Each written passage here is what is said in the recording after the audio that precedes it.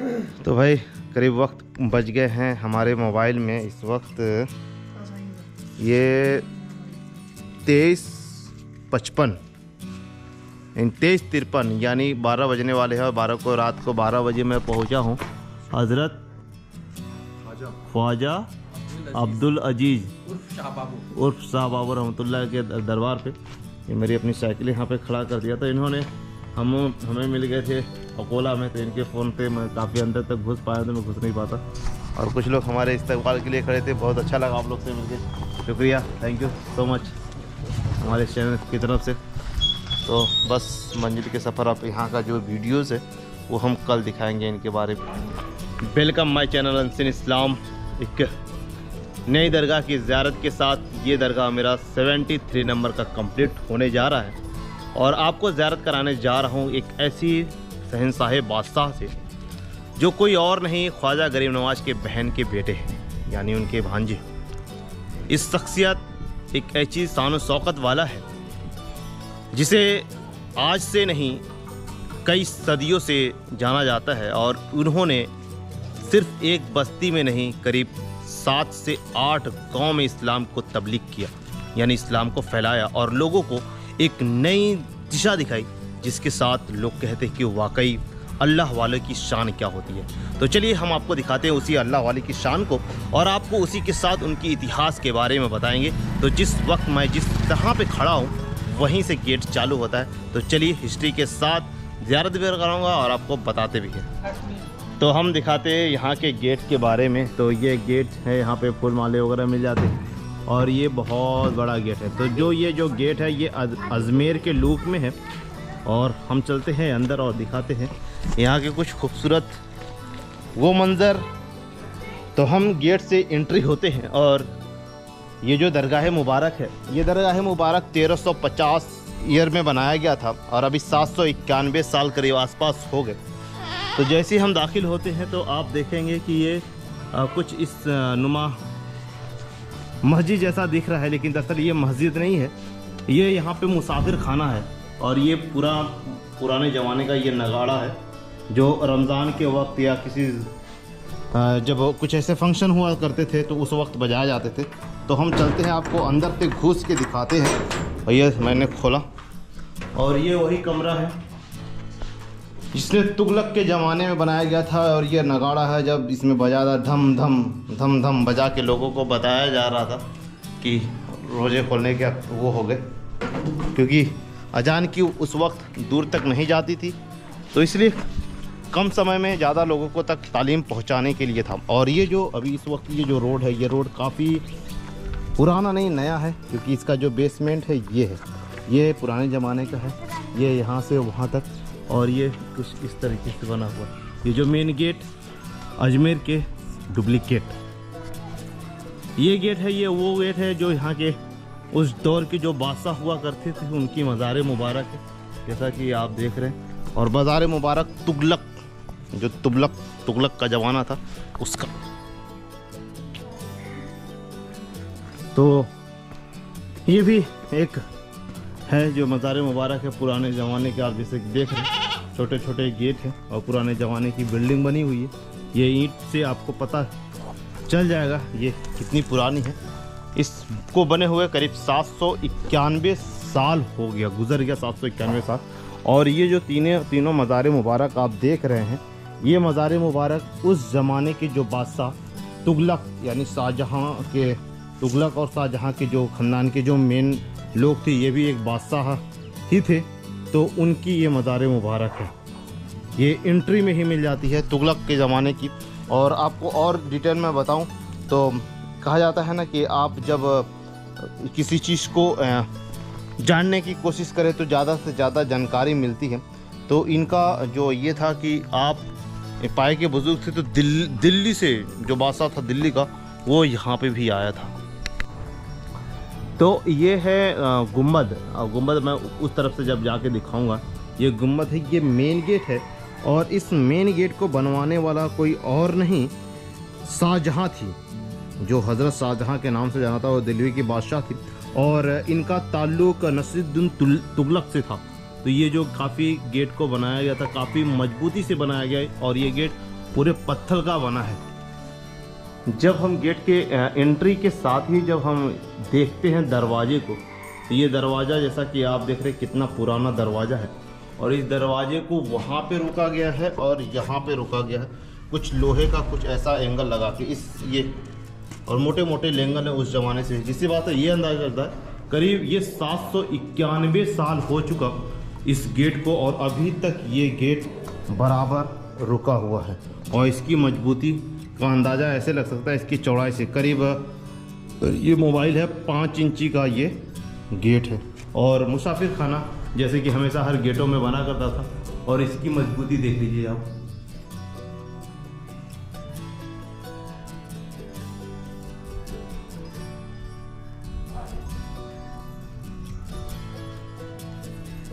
तो यहाँ पे मुसाफिर को बैठने के लिए था, और यही इसको कहा जाता है दिल्ली गेट, क्योंकि दिल्ली के बादशाह नसरुद्दीन तुगलक की अहल्या या उनके रिश्तेदार शाहजहां ने बनवाया था। और ये गुम्बद भी कुछ ऐसा है जैसा कि आपको भी हम दिखा रहे हैं। यह है दिल्ली का गेट।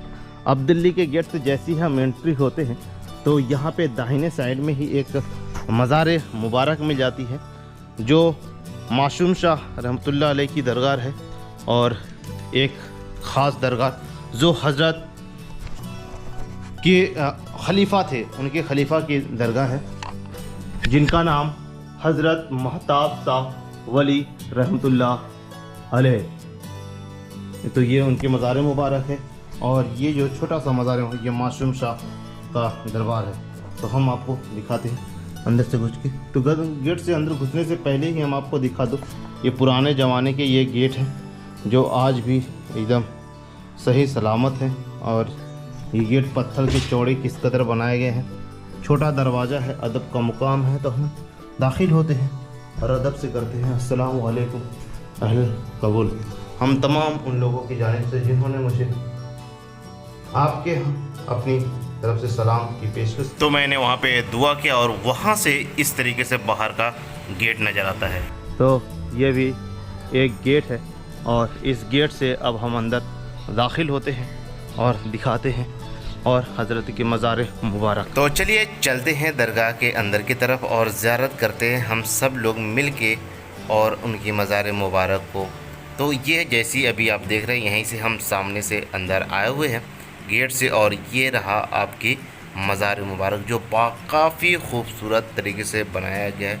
आप गेट भी देख रहे हैं कितने खूबसूरत तरीके से बनाया गया है, और गेट के ठीक ऊपर यहाँ पे अरबी नहीं फ़ारसी भाषा में कुछ लिखा गया है, जो हो सकता है ये इनका नाम और बाकी डिटेल लिखा हो गया। तो आप जो देखे हों वो पढ़ सकते हैं, वो कमेंट करके ज़रूर बताएं। और इस दूसरे तरफ से कुछ इस तरीके से मज़ार मुबारक दिखाई जाती है, और सामने पहाड़ है, पहाड़ के ऊपर चिल्लागाह है, हो सकता है उस अगली वीडियो में दिखाएंगे, लेकिन अभी हम आपको दिखाएंगे मज़ार मुबारक जो बहुत काफ़ी खूबसूरत है। और उनके साथ आए हुए जो भी बुज़ुर्गान दिन थे वो भी यहाँ पे आए हैं, और यहाँ पे जस्ट एक पेड़ के नीचे एक जैसा कि आप देख रहे हैं यहाँ पे चिराग जलाया जाता था। काफ़ी लोगों का मानता है कि चिराग का तेल लगाने से दर्द वगैरह गायब हो जाता है, और ये पेड़ काफ़ी बड़ा है, ये उस ज़माने का पेड़ है। और ये यहाँ से पीछे से दिखाई देने वाला जो सबसे बड़ा दिल्ली गेट है जो वो भी दिखाई देता है, और यहाँ पे हौज है पानी की भरी भरी, काफ़ी लोग वज़ू करने के लिए, क्योंकि एक साथ कई लोग यहाँ पे वज़ू कर सकते हैं। तो जैसे ही हम एंट्री करते हैं तो चारों तरफ ही मतलब दीवारें बनी हुई हैं, और वहाँ पे बहुत सारे बुज़ुर्गों के आस्थाने हैं, मेन मज़ार मुबारक है जो उनके साथ आए हुए थे, और ये ठीक सामने से इनका कुछ ऐसे मज़ार मुबारक दिखाई देता है जो काफ़ी खूबसूरत है, काफ़ी पुराना डिज़ाइन भी है। तो इतना कुछ दिखाने के बाद हम पहुंच चुके अल्लाह के उस नेक बंदे के दरबार पे, जिसे कुछ कोई और नहीं बल्कि उन्हें शाह बाबू शाह अब्दुल अजीज़ बिन उमर बिन साद अलैहिर्रहमान कहा जाता है। तो उनके दरबार के पास चलते हैं और दिखाते हैं, ज़ियारत करते हैं, और अदब का ख्याल करके हम वाकई आपको ओवरवाइज देंगे। तो चलिए वीडियो के साथ और हमारे साथ चले दरगाह के अंदर। कहा जाता है कि जब हम किसी अल्लाह के वली के दर पे जाते हैं और जानने की कोशिश करते हैं तो सबसे पहला कलाम आता है उनका सिजरा मुबारक। तो चलिए आपको हम दिखा दें हज़रत के सिजरे मुबारक के बारे में। ये है हज़रत का सिजरा मुबारक जो काफ़ी बड़ा लिखा गया है, यानी पैमाना बुजुर्गी काफ़ी है। ये है हज़रत का दरवाज़ा मुबारक जो काफ़ी सुंदर बनाया गया है।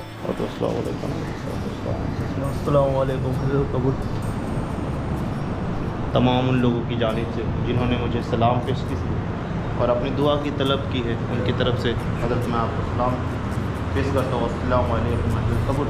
और तमाम उन लोगों की जानिब से जिन्होंने अपनी दुआ की तलब लगाई आपके बारगाह में, आपके वसीले से अल्लाह तबारक तआला तक आपके पहुँचाने की ज़िम्मेदारी देता हूँ कि आप अब अल्लाह तबारक तआला से उन सब की दुआ की मग़फ़िरत करे और तमाम लोगों की परेशानियाँ अल्लाह तबारक तआला आपके वसीले से दूर करे। तो चलिए हम सब मिल के करते हैं फातिहा, फिर आपको हज़रत के बारे में डिटेल से देंगे जानकारी। तो ये है हज़रत का मज़ार मुबारक जो काफ़ी खूबसूरत तरीके से बनाया गया है और यहाँ के खादिम खुद्दाम लोग हैं जो काफ़ी यहाँ पे खिदमत करते रहते हैं, जैसा कि आप अभी देख रहे हैं हज़रत की मज़ार मुबारक। ये जो दीवार हम आपको दिखा रहे हैं ना, ये दीवार काफ़ी मोटी है, करीब 38 इंच के आसपास ये दीवारें मोटी है जो आपको अभी हम दिखा रहे हैं। ऐसा माना जाता है कि उस ज़माने के दौर में काफ़ी लंबे चौड़े दीवारें हुआ करती थी जो इस मज़ार मुबारक में भी बहुत अच्छे से बनाया गया है जो आप देख रहे हैं। तो चलिए बात करते हैं यहाँ के जनाब से। ना हज़रत, ये जो ऊपर जो शीशा लगा हुआ है, हाँ। ये पहले से ही लगा हुआ था, पीछे लगा है, इसको बाद में लगाया गया? 2005 में। अच्छा, 12 साल हो गए। अच्छा, 2005 में लगाया गया। और ये ईंट वगैरह ये पहले से बादशाह के हाथों से दरबार है। अच्छा, बादशाह के हाथों से दरबार है। ये सब पुराना ही टाइल अभी बिठ रहे हैं, ये इसके अंदर ना पुराना। ये उस ज़माने के अलम हैं। अलम दो टाइप के होते हैं, एक पंजा वाला बंद पंजा, एक खुला पंजा। तो ये बंद पंजा वाला है जो उस ज़माने के जो बुज़ुर्ग होते थे अपने साथ रखते थे। अब किस मकसद से रखते थे ये तो मुझे नहीं पता। और ये यहाँ का एक जो पत्थर आप देख रहे हैं ना, ये काफ़ी पुराना पत्थर है। ये पत्थर यूज़ करा जाता है कि यहाँ पे चादर मुबारक उड़े ना। यहीं पर एक सबसे ख़ास बात और मुझे नज़र आई जो आपको दिखा रही है पानी। तो यहाँ पे पानी में गुलाब डाल के छोड़ दिया जाता है और काफ़ी सुबह डाला जाता है, शाम को डाला जाता है। तो कहते हैं कि अगर इस पानी को अगर पिया जाए तो काफ़ी लोगों का जो तकलीफ़ें होती हैं वो आराम हो जाता है। तो मेरा भी ऐसा ही हुआ था, हमारे गर्दन में थोड़ा सा चोट आ गई थी, दर्द हो रहा था, तो मैंने पानी को लगाया, काफ़ी राहत हुआ। और इसी पानी को लोग आने वाले जो बाहर के ज़ायरीन हैं, तो जो बाहर बैठे रहते वो लोग पीते रहते हैं। तो ये है दरगाह का बाहर से लुक जो काफ़ी अच्छा लग रहा है। और यहाँ पे देख रहे हैं तमाम लोग आके बैठे हुए हैं ज़ियारत करने के लिए। तो अभी पता चला कुछ ही देर पहले एक शादी का जोड़ा आया है जो काफ़ी अच्छा लग रहा है। और ये है दरबार का पीछे का नज़ारा जो काफ़ी पहाड़ के नीचे है, एकदम खुला मैदान है और पीछे है कब्रिस्तान जो काफ़ी लोगों की यहाँ पे कब्र मुबारक है। ये बहुत पुरानी मस्जिद है मज़ार मुबारक के जस्ट बगल में। और ये जो पहाड़ है, पहाड़ के ऊपर देखिए एक चबूतरा बना हुआ है जो दिखाई दे रहा है वो वहाँ पे। अभी मैं आपको करीब से जाके दिखा दूँगा। तो वहाँ पे भी आप हजरत बैठा करते थे और दीन इलाही के पैगाम लोगों को बताया करते थे। और ये मज़ार मुबारक है, ये पुराने ज़माने की मस्जिद, 791 साल की मस्जिद। और ये आपका गुम्बद मुबारक। तो ये जो दरगाह है ना, ये दरगाह कुछ और नहीं, एक ऐसा फील होता है जैसे छोटा अजमेर हो। ये देखिए तारागढ़ की ये पहाड़ी है, ऊपर ये पहाड़ी काफ़ी कैमरे में छोटा दिखाई दे रहा होगा, लेकिन ये काफ़ी बड़ी पहाड़ी है। लोग देख रहे कितने छोटे छोटे दिखाई दे रहे, चढ़ रहे। और ये दरगाह और ये तारागढ़, और वहाँ से पूरा ये शहर दिखेगा। तो ये अभी हम जिस वक्त पहुँच चुके हैं जिस एरिया में, यही वो जगह है जहाँ पे जब हजरत ने दुआ की थी तो ये ज़मीन, ये नदी पूरे मोम की हो गई थी और यहाँ पे हाथी वगैरह लोग धंसने लगे थे। जैसे ये देखिए, ये हाथी के पूरे निशान हैं। ये देखिए हाथी के निशान, ये सारा मोम का हो गया था, फिर बाद में पत्थर का हो गया था। यहाँ पे भी हाथी का, और करीब जाके देखते हैं, ये सब भी हाथी के निशान हैं। ये मैं और करीब से दिखाता हूँ जाके। ये देखिए कट गए हैं ये, और फिर मुद्दत गुजर गई। ये घोड़े के निशान, ये हाथी के पैर के निशान, ये इसके साफ ज़ाहिर होता है, ये सारी चीज़ें हैं। और लोग बोलते हैं कि आज भी जब यहाँ का जो राजा था ना, तो वो राजा कुछ सौगात में भेजा था बहुत सारे धन और दौलत, तो जब आपने लौटा दिया था तो राजा को था कि अगर वो लेंगे तो ठीक है, नहीं तो इसे वहीं नदी में बहा देना। तो आपने नदी में बहा दिया था। 1994 में जब यहाँ पर आया था एक सैलाब पानी का, तो यहाँ से करीब 5 किलोमीटर दूर लोगों के खेत में काफ़ी सोने के सिक्के वगैरह जेवर जेवरात भी मिले थे। तो ये नदी काफ़ी इस समय ये है, ये देखिए निशान हाथी के पाँव के, और ये मोम हो धंसने लगी थी जमीन। के टॉप का है ये हाथी और घोड़े का निशान, ये बहुत सारे निशान। उसके अंदर से तो जो हाँ उसके अंदर से तो ना जो हाँ वो पैर के निशान करीब करीब में ये निशान बारिश में नज़र आ रहा है। वो मट्टी से हाँ हाँ, ये सब देखिए हाथी के पैर के निशान है। तो ऐसे भी अल्लाह वाले होते हैं कि जो धरती को ही मोम बना देते हैं। जैसा कि धंसने लगी तो जो वापस चले गए। चलते चलते थोड़ा सा पेट पूजा कर दो, गन्ने का जूस मुझे थोड़ा सा ताजगी आ जाए।